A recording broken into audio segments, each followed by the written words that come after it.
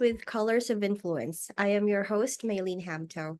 I'm an avid reader and reviewer of books for my book blog, Colors of Influence, and I also review books for outlets and platforms such as City Books, Book Sirens, Halo Halo Review, Readsy, and the Nonfiction Authors Association. Book Talks focuses on fiction and nonfiction works that highlight issues of diverse identities, equity, and inclusion, social justice, Indigenous ways of being, and decolonial approaches to the struggle for liberation. I talk to authors whose works contribute to a nuanced understanding of various cross-cultural contexts of our shared humanity and common dreams. The works featured in this web series reveal essential truths about the author's unique perspectives.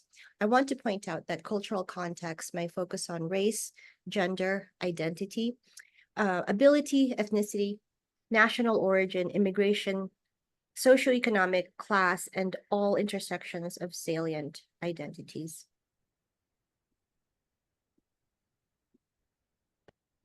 So in this episode, I am so honored to host my idol, Eileen Tabios, author of the novel The Balikbayan Artist. The novel expands from the classic novel of the Filipino American experience, America is in the Heart, by Carlos Bulosan. The protagonist of Balikbayan Artist is farm labor turned artist Vance Igorta, who returns to the Philippines as a Balikbayan after nearly 50 years in the United States. He comes home to a country on the brink of becoming a dictatorship. Igorta's paintings shift from abstractions to didactic political art to better reflect the rebellion that he eventually joins. The Balikbayan Artist is inspired by and dedicated to Venancio C. Igarta, the real-life leading artist of the Manong generation. So I have long been a fan of Eileen since the publication of Babaylan, which is a collection of poems and stories about the diversity and depth of the Filipino American experience.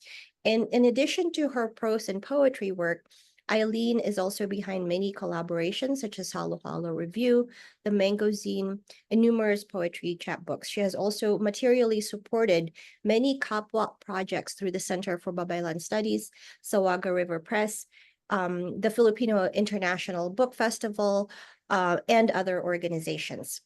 And Eileen has released more than 70 collections of poetry, fiction, essays, and experimental biographies from publishers in 11 countries and cyberspace. So in addition to the Balikbayan Artist, she has also written the long-form novel Dove Lion, a fairy tale for our times. She is also credited with inventing the poetic form hainaku, an innovative and playful spin on the Japanese haiku. So here are some early praises for the Balikbayan Artist. This is from Dr. Lenny M. Strobel, co-founder of the Center for Babaylan Studies. The Balikbayan Artist moves across a wide range of themes and topics: art, history, youthful idealism, how power corrupts, revolution, immigration, loss and desire, among other concepts. Her story of an artist returning from the diaspora to his birthland, the Philippines, becomes a means for showing how everything and everyone is interconnected across all of time and in ways we might not anticipate.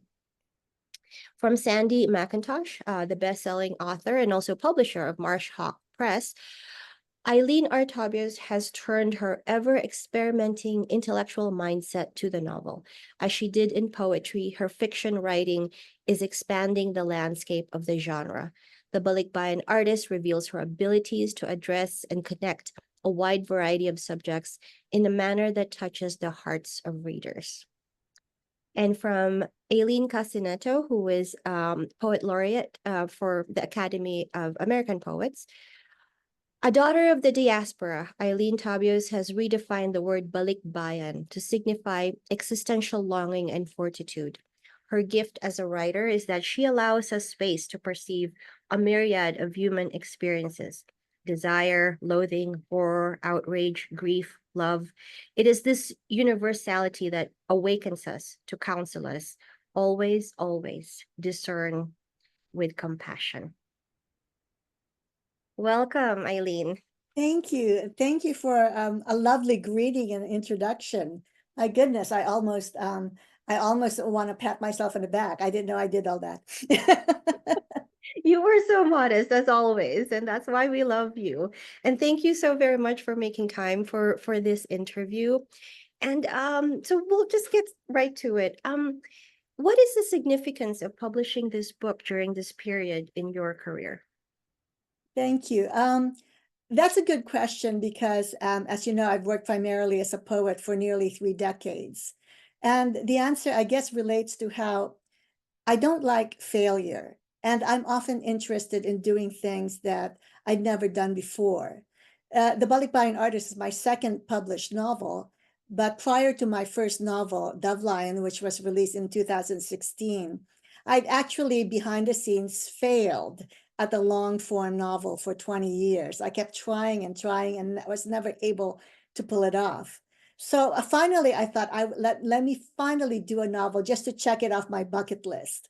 I didn't expect that completing and publishing Dove Lion would refocus me actually on the genre for the foreseeable future. In part, that's because I think I've attained much of what, or I've done much of what I'd like to do in poetry. And at this point, writing a novel would be way more difficult for me than writing more poems. So I turned to that difficulty as a muse. I still write poems and release poetry books, but since 8 years ago, when I released my first novel, the novel has been my primary focus. The Balikbayan Artist may be my second release novel, but I've actually finished 3 other novels and have begun another one. So writing a novel, I think, is like many things. It requires practice, practice, and practice. So I've finished 4 novels and recently began one, and this is all took place in the last 8 years. Publishing, of course, is a different matter. I don't have an agent. I still behave as a poet, but I have 2 completed manuscripts ready enough for publication. And I suppose I always think as a novelist, I should look more into, how the novel world operates, like looking for an agent. But that's a process that cuts too much into my writing time, and I'd always rather write. Thank you so much for sharing that, Eileen. And in terms of, I'm so glad that you continue to write poetry because obviously even with the long form novels, there's a lot of, I mean, if people read your work, I mean, there's still a lot of like, poetic elements that you incorporate. You can't help it, right? Right. You I are a can't poet. help it. Can't help it. You're Yeah. a poet at heart. And so, Right. and I think you've alluded to some of this earlier. But what did you learn about yourself in the process of writing this book?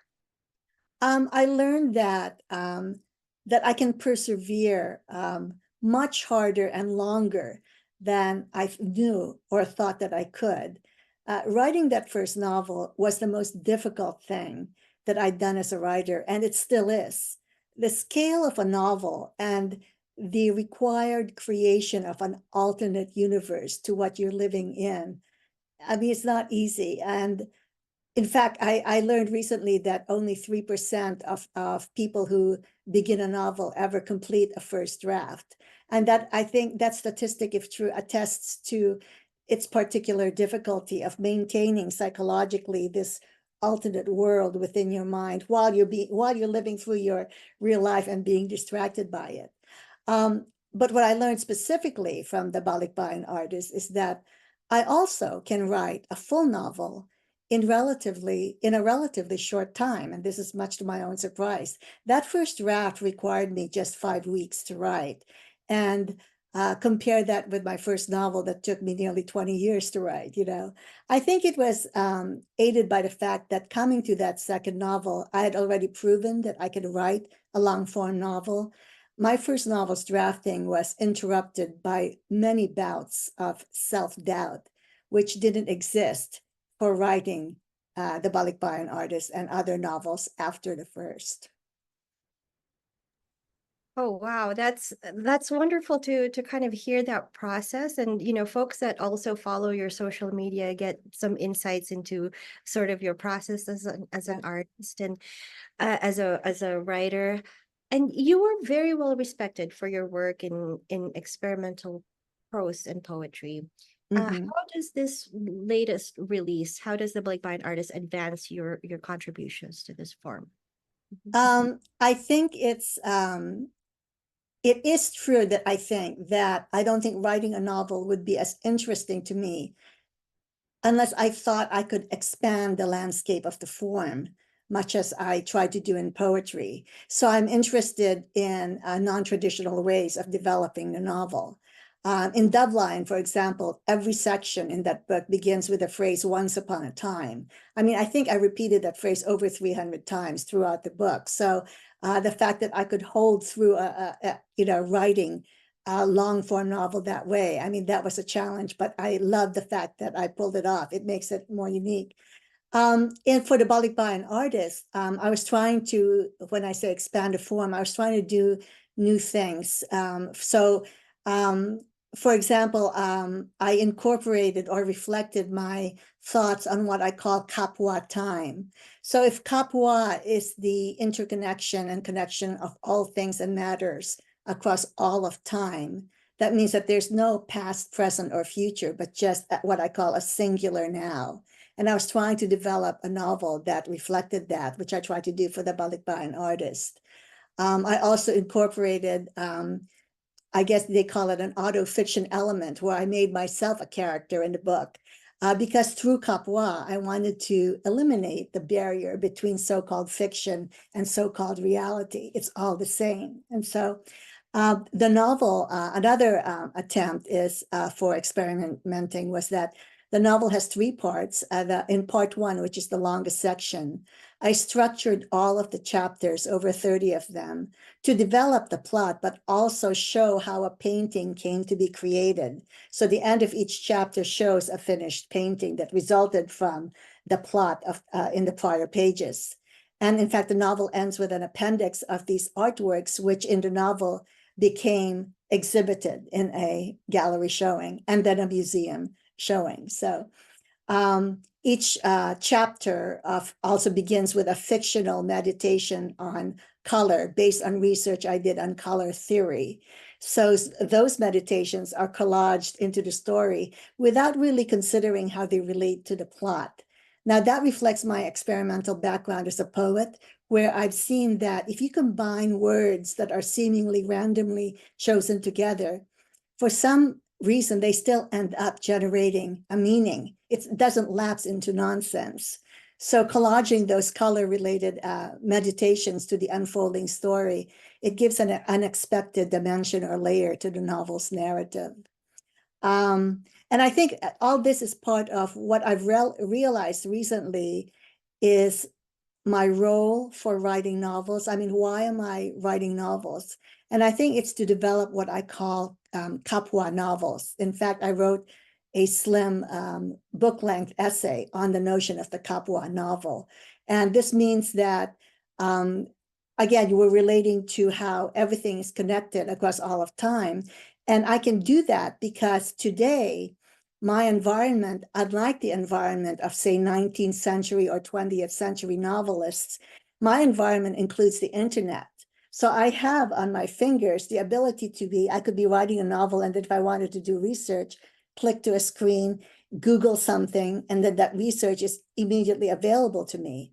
That process allows me to incorporate it and pack the novel with so many more elements than in a quick and timely manner than perhaps novelists of an earlier century could have done. And that all it would be consistent with Kapwa. In the Balikbayan Artist, as an example, you discuss what the plot is. Well, just for the heck of it, and yet somehow it cohered, I incorporated two seemingly unrelated stories, like the story of the California Bear Revolt when the settlers were rebelling against the Mexican government in California. I also incorporated the story of how that phrase, "there's no such thing as a free lunch," was first created, because it was created by US President Dwight Eisenhower when he was talking about the tension between diverting resources to military expenditures versus social expenditures. Both those topics have absolutely nothing to do with what the story is in the Balikbayan Artist, but somehow they found a place in it. And so that, to me, again, is an example of Kapwa, where everything is related. That's excellent. And I have a follow-up question about the concept of kapwa and how you've integrated that into your work. But I was wondering, I mean, I'm so curious now to hear a little bit about the Balikbayan Artist in terms of, you know, your words that were incorporated in it. So can you share a section of the book that all readers must absolutely read? Of course, everyone should read the whole thing, but if you could please read a short excerpt. Okay. Well, actually, the um, the excerpt that I'm going to read from, because in especially in talking about the book, whether on social media or places like this, I talk a lot about the logical topics like art, the visual art, and politics, but I don't really go in depth into discussing the growing dictatorship that was part of the context of the character. So for the excerpt, I wanted to read this section from chapter 12 that discusses characters that are based on real life people who suffered during the Philippines martial law regime. All of the names I'm going to mention are based on real characters. And I chose to read this also because I want to share. I didn't share the names of the real people in the novel, but if there's some student or graduate student out there who'd like to do a paper on how fictional characters come to be based on real life characters, contact me, because I still have the underlying research on the incidents that really occurred to create these characters that I'm going to cite, almost like a list. So this excerpt from the Balikbayan Artist relates to how when the characters start noticing how the current president in power was starting to have dictatorial leanings. Decapitated heads began appearing throughout the country. They hung from trees in town squares or university entryways, from poles paraded through villages by raucous groups of soldiers, from a flagpole to replace a flag's place of honor, from ropes tied to rear bumpers so they could dangle behind speeding cars, and from the doorknobs of church doors. They reflected an extension of the murderer's desires to show proof of torture and killings in order to intimidate the public.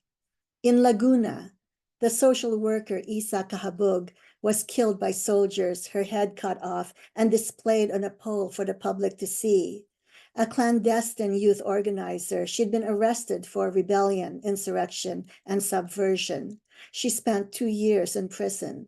When she was released, she returned to her political commitment in the underground until she was captured and killed. In Cagayan, Joshua Katakutan was also decapitated in addition to having his stomach slashed open. He was a frequent frontline presence to protests at various government policies. In Leyte, Samantha Elias was killed in a military raid. Her body was never found, but she was decapitated and had her head displayed. She had worked on behalf of landless peasants and joined one of the growing guerrilla networks who were wary of President Kaasi's future intentions. In Negros, Father Jacob Gozar was also killed by soldiers and had his decapitated head attached to a pole and paraded around several villages for whose residents he'd once prayed. He had worked on behalf of those facing threats of displacement due to mining concessions granted to one of the president's cronies. In Surat, Vance's friend Juan alternated between loosening tears and clenching fists, sometimes doing both, as he reported each murder and the subsequent humiliation wreaked on the dead's bodies. He mentioned the case of activist Boy Pingan in Cebu, who also was decapitated by military members there. Except they didn't parade his head about, Tata Vance, Juan groaned. Some jerk sergeant cracked it open and started picking at its brain to shock his men while he amused himself, the bastard. It took several minutes before I could calm him down, though I was hardly calm myself, especially after hearing about poor Boy Pingan. Think about it, Juan said as we discussed more incidents. This is before Kaasi declares martial law. Think about what will happen once he installs his dictatorship. Above us, the sunset quickly fell into night's darkness. Color was canceled. Think about it. That day, I refused to paint. I knew what would appear on my canvas and didn't feel like actualizing decapitated heads. I refused to paint. I canceled color. That's my excerpt. I didn't, it's probably the most violent. I don't know why I chose that. It's the most violent excerpt in the book. The rest of the book doesn't actually, go into such stark detail, but yeah, that's what I was compelled to write about that. Oh, Eileen, I know it powerful, and I mean the trauma that and just kind of stepping aside from my role as host, right? That the trauma that we have endured as a people, Yeah, even us in exile in the diaspora, it's so very real. I know this is a work of fiction, but as you yeah, mentioned, a lot of these incidents were based on real life happenings during the dictatorship. And in many ways, some of us are also reminded of the most recent slate of extrajudicial killings, that yeah, those continue to happen. yes, Um, so thank you for sharing that excerpt. Something that we should all be mindful of, remember, and not forget that the violence continues, and has harmed so many of us through the different generations. And so yeah. It pops up yeah. unexpectedly. I mean, while I was writing the book, I didn't plan that I would be talking about those characters whose names I felt compelled to list. I should say that in my first draft of the novel, I actually used the real names and related the real life incidents that those real people went through. It was only during later editing the book and all that, when legal issues came up, that I decided, I can make the same points as I did, as I hope the readers and listeners agree if you hear what I read.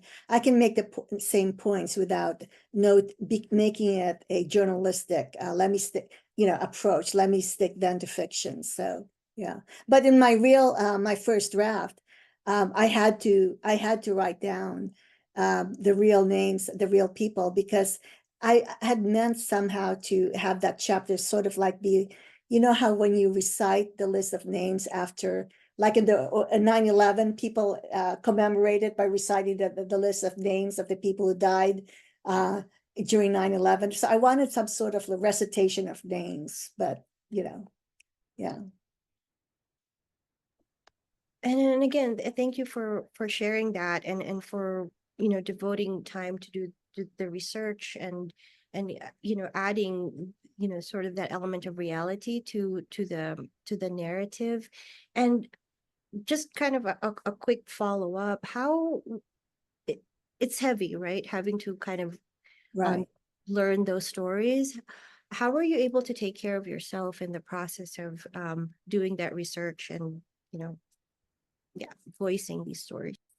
It's sort of interesting, and maybe it's just because this is I've been doing this for decades now.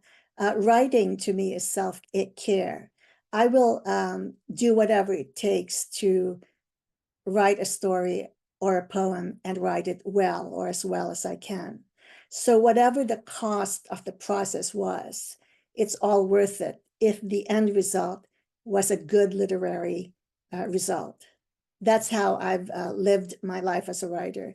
And that's the only way I can, if I choose to address as many topics as Kapwa makes me address. That includes the horrific ones, and not just the wonderfully joyous ones, which I also want to address.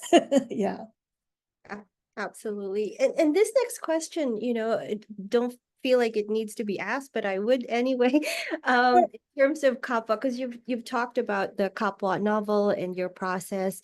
But for readers who may not be familiar with the concept, I just want to reiterate that kapwa is the Filipino indigenous value or mindset of seeing oneself in the other. So, in our, current understanding of it is similar to the notions of oneness, kinship, interconnectedness with other humans.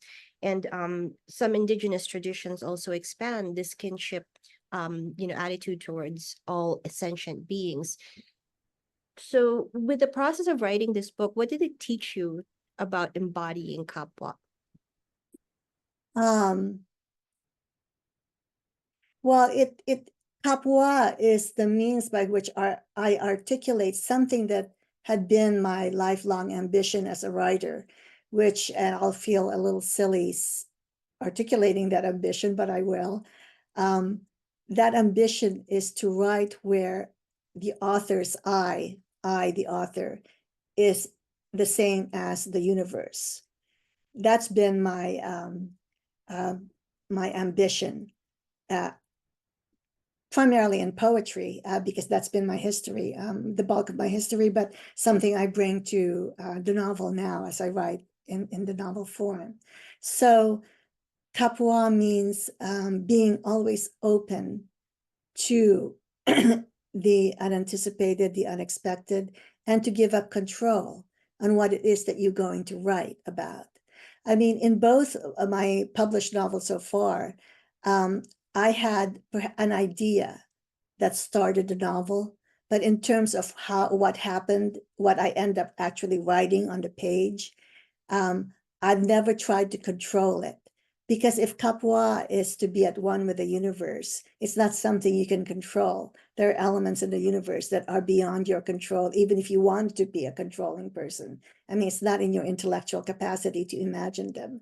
So, in literary form, there are writers, especially poets, who say the work writes itself, or, the writer's role is to be the vessel and let the work, unfold to the writer.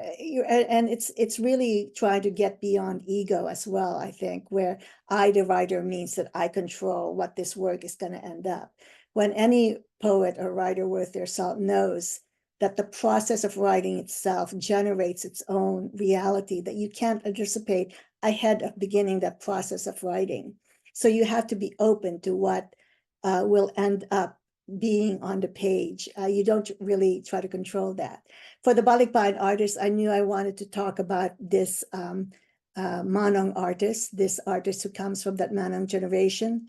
But in terms of what I did with him as a character, the fact that he went back to the Philippines, even as a Balikbayan.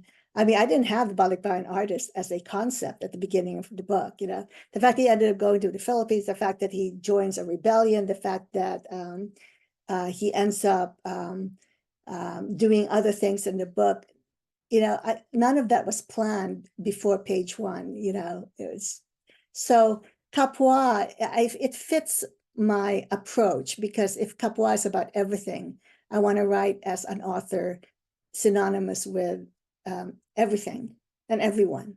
So how else do you do that but through kapwa? Thank you for for If sharing. that was clear.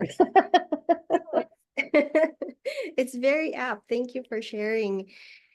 And yeah, before I ask the next question, I'd just like to offer a caveat. So I know that this is, a challenging question to ask, how readers from a different cultural context may engage in the work, right? I just want to share that I was also born and raised in the Philippines. I lived the first 15 years of my life there, but since being in the States for the last 30 years, my perceptions have, changed and shaped by my lived experiences as a Filipino in the diaspora. And still, I'm curious about your thoughts. How do you anticipate that readers in the homeland will receive the Balikbayan Artist? um, I think it's tricky. I mean, you always hope that your writings are received positively. But I don't know why, when it comes to this particular question, that you raised, I feel a little pessimism. And it actually has nothing to do necessarily with what I wrote in the book. I think it has to do with my position as someone in the diaspora writing about events in the Philippines. I mean, many folks living in the Philippines aren't fully accepting of diasporic Filipinos writing about the Philippines. And so I am curious. I mean, the book is newly out, so I'm curious as to how that element plays itself out, or if it does. I mean, the many other writers in the Philippines know of me. They blessed me when they let me publish my first book of poetry there, and then gave it the National Book Award. You know, so they know who I am. But nonetheless, this project would fit the someone outside talking about events inside. I guess that's still better than, I don't know, a white man writer talking about events going in the Philippines, because that's also happened in the Philippines literary history, right? But I do wonder how my position as a diasporic writer will affect the reception of the book. I don't know yet because it's newly out, so we haven't really seen that play out, and maybe, hopefully, it never really plays out like that. It's just a little fear in me, you know. It'd be foolish for me to not acknowledge that fear. That said, I mean, I do also share with Philippine readers as this same story occurs in the diaspora, specifically with the experience of the Manongs. And so the Balikbayan Artist reveals ways in which a Manong and other Manongs suffered. And I'm hoping that readers in the homeland also see that the way that diasporic Filipinos suffer, so that they also reduce their dependence on diasporic wealth and resources. Maybe it's an encouragement from me to turn their domestic attention to a better development of national resources and spreading the benefits of such to the wider populace, instead of having it hoarded among an elite group of families. I mean, that's how oligarchs are formed. And oligarchy is, as history proves over and over in several countries around the world, oligarchy is bad for socio-political progress. So, and we know that that's happening in the Philippines. It's the same families who control both political and economic benefits. But, anytime we speak about the sufferings of Filipinos in diaspora, upon whom the Philippine economy depends so much, maybe it's a way of saying, well, let's just try to develop our own resources. I'm all for people traveling and expanding their horizons and their education, but homeland should also be a home, and a viable home for as many people as possible. So we should try to critique diaspora in that sense too. So Absolutely. Thank you for sharing, Eileen. And for readers or viewers who may not be familiar with the Manong generation, it's this generation of workers, right, that came over from the Philippines during the 1920s, Eileen. 1920s and 1930s, and they immigrated to the United States, mostly in Hawaii and California, because they were the agricultural workers, and also to Alaska, where they worked in the fishing industries there. Those were the primary areas where the Manongs went to as part of that generation. My grandfather, I don't know if I mentioned it, is a Manong. My grandfather, and this exemplifies, I think, the sacrifice of Manongs. My grandfather left his family, our clan, when my grandmother was pregnant with her last child. And we never saw my grandfather again after he left. He never returned for another 50 years. When my family, my immediate family, immigrated in 1970 to the United States, I met my grandfather for the first time. I was 10 years old. And then shortly, relatively shortly thereafter, he passed. So I never got to know my grandfather, my apong. In a way, when I write a story about manongs, there's an element of I'm kind of like searching backwards for, oh, who is this manong that is part of my blood? I have no clue who he is. And, you know, I mentioned that when he left the Philippines, his wife, my grandmother, was pregnant with their last daughter. Here's what's ridiculous, actually. That daughter, my aunt, later was able to immigrate to the United States. She arrived in the United States, I believe months, less than a year after her father, my apong, died. So they missed, the father and the daughter missed ever meeting each other. And later, when my aunt passed in this country, her body was buried atop my grandfather's body in this cemetery in California. So the two of them, the father and his youngest child, are together, so to speak, for centuries, for the rest of the ages. They're buried together, but they never met each other.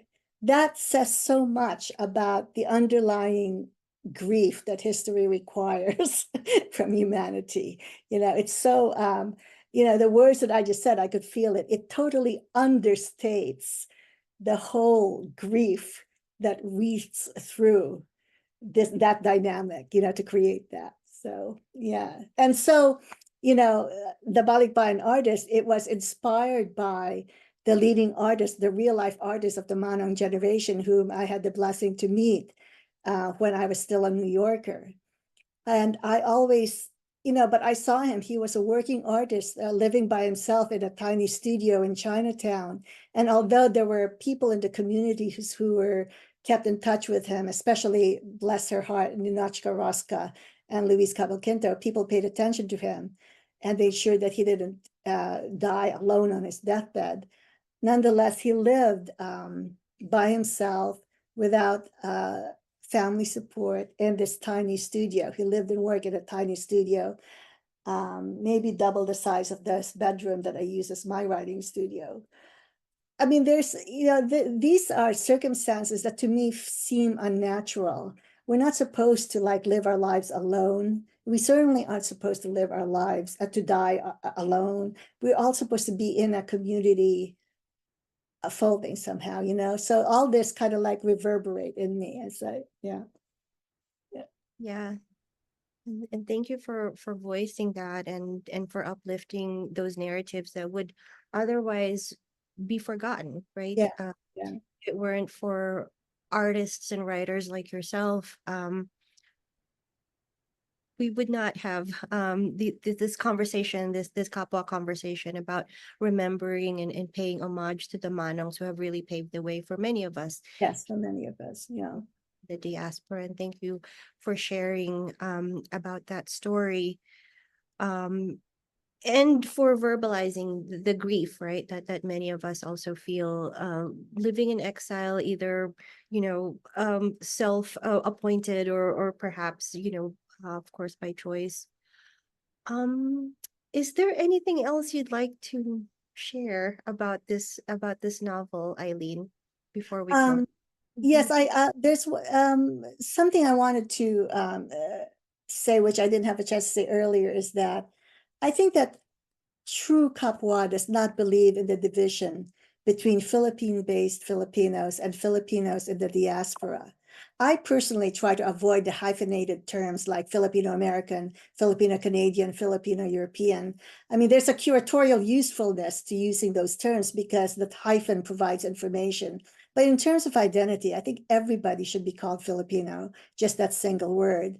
Um, and um, and then the last thing I want to say, remembering that the last Filipino American International Book Festival just closed in San Francisco last month.